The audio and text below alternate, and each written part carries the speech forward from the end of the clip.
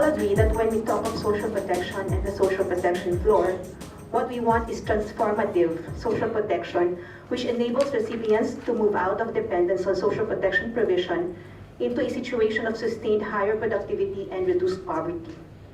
Cash transfers alone will not result in transformative outcomes because they are used primarily for consumption purposes. There is a need for the provision of complementary interventions which are intended to promote the accumulation of a range of skills and assets to support the likelihood of graduation. When we say graduation, as stated in our reference document for this workshop, refers to those beneficiaries who, having crossed an income, asset, or human development threshold, are no longer in need of the same level of support. Cash transfers were provided alongside social insurance, access to education through guaranteed schooling and back-to-school programs, skills development through vocational training, income generation through the provision of livelihood support, and access to microfinance schemes.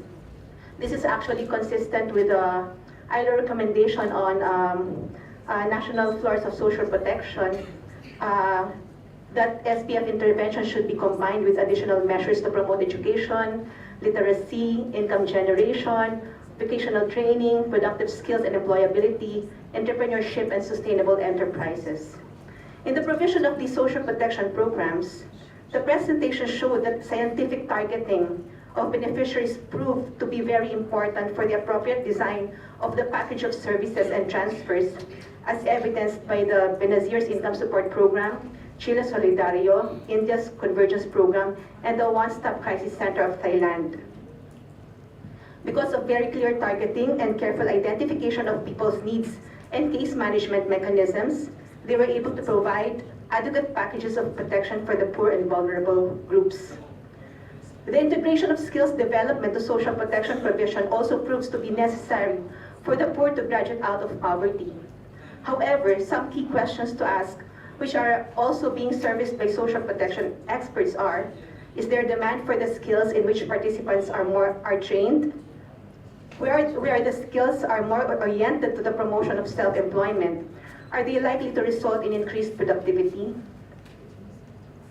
And are the skills provided those which beneficiaries would prioritize given their knowledge of the local market?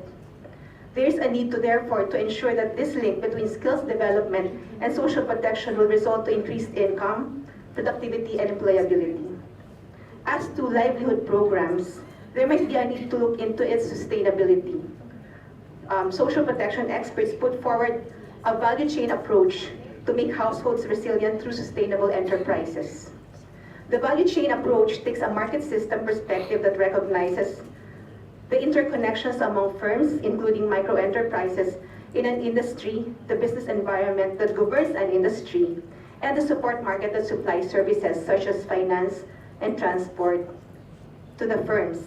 Engaging the poor within a market system creates greater value rather than economic activities that are fragmented, small-scale, and on a subsistence level. The challenge to this approach is to design a vision for sustainability focused on households themselves, enabling them to achieve self-reliance and the ability to adapt to changing circumstances. These considerations are especially helpful to the Philippines, since we are in the process of developing a national convergence strategy on establishing a social protection floor for those in vulnerable employment, particularly the workers in the informal sector, which accounts for 15 million or 41% of the labor force in the Philippines as of 2011. Actually, as I speak, the Department of Labor and Employment is now celebrating Labor Day for workers in the informal sector, where a partnership agreement among 27 government agencies, workers groups, and employers groups will be signed to establish the SPF for this group of workers. It is a tripartite agreement where representatives of informal sector workers themselves are not only part of the conceptualization and planning stage, but also in the targeting and profiling of beneficiaries, as well as in the implementation, monitoring, and evaluation.